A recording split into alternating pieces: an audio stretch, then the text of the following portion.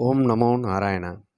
சாதாரணமாக எல்லோராலும் எப்போதும் பெரும் முயற்சி கொண்டு தேடப்படும் செல்வத்திற்கு அதிபதி ஸ்ரீ லக்ஷ்மி தேவி. லக்ஷ்மி தேவியின் திரு அவதாரம் துவாதசி வெள்ளிக்கிழமை. ஆகவே அன்று லக்ஷ்மி தேவியை பூஜை செய்பவர் லக்ஷ்மியின் அருளை பரிபூர்ணமாக பெறுவர். இந்த வரலட்சுமி விரதத்தை செய்து அடுத்தவர்களையும் வாழ வைத்த சியாம பாலாவின் சரிதம் இதோ. பத்ரஸ்ரவஸ் என்ற மன்னன் உத்தமமான விஷ்ணு பக்தன். கற்புக்கரசியான சுரசந்திரிகா அவன் மனைவி.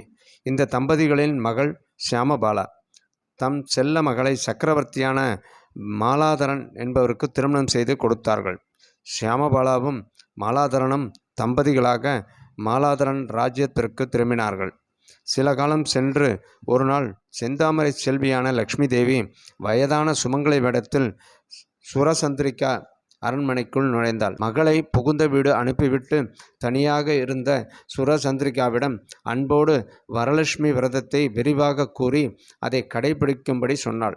ஆனால் அரசியான சுரசந்திரிகாவோ வயதான சுமங்கலை வடிவில் வந்து உபதேசம் செய்த லக்ஷ்மி தேவியை யாரோ யாசகம் கேட்க வந்தவள் என்று நினைத்து கன்னத்தில் அறைந்து அவமானப்படுத்தி வெளியே விரட்டிவிட்டாள்.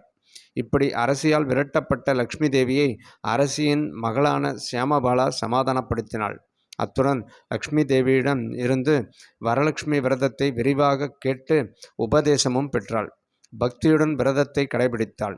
விரத மகிமையால் சிறந்த செல்வம் பெற்றாள். இதே நேரம் இவள் பெற்றோர்களோ லக்ஷ்மி தேவியை அவமானப்படுத்தியதால் எல்லாவற்றையும் இழந்து ஏழைகளாக ஆனார்கள். விவரம் அறிந்த சியாமபாலா ஒரு குடம் நிறைய தங்கத்தை தனது பெற்றோர்கள் வறுமை தீர அவர்களுக்கு அனுப்பினாள். அனுப்பிய தங்கம் பெற்றோர்களிடம் போனதும் அவர்கள் செய்த தீவினையால் அது கரியாக ஆகிவிட்டது. இதை அறிந்த சியாமபாலா தன் தாயான சுரசந்திரிகாவிடம் வரலட்சுமி விரதத்தை சொல்லி பூஜை செய்யும்படி கூறினாள். அவளும் மகள் சொன்னபடியே வரலட்சுமி விரதத்தை கடைபிடித்து பூஜை செய்து அழிந்த செல்வங்களை எல்லாம் மீண்டும் பெற்று சுகவாழ்வு வாழ்ந்தாள். ஆகவே பெண்மணிகள் எல்லோரும் இந்த விரதத்தை கடைபிடித்து சகல செல்வ யோகமிக்க பெருவாழ்வு வாழ வேண்டுகிறோம். ஓம் நமோ நாராயண.